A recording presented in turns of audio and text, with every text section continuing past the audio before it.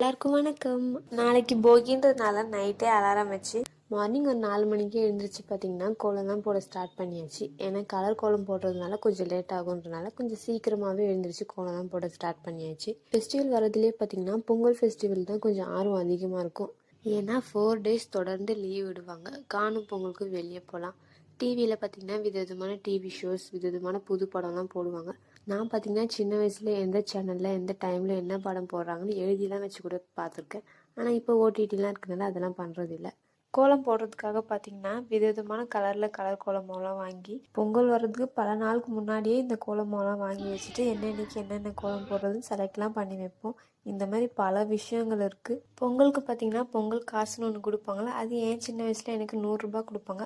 அதை பார்த்தீங்கன்னா நான் பல மாதம் வச்சு விதவிதமாக வாங்கி சாப்பிடுவேன். இதுக்காகவே பார்த்தீங்கன்னா பொங்கல் எப்போ வரும் நான் வெயிட் பண்ணிட்டு இருப்பேன். ஆனால் இப்போ அந்த மாதிரிலாம் எதுவும் இல்லை. இன்னொரு vlogல பார்க்கலாம். டாடா பாய்.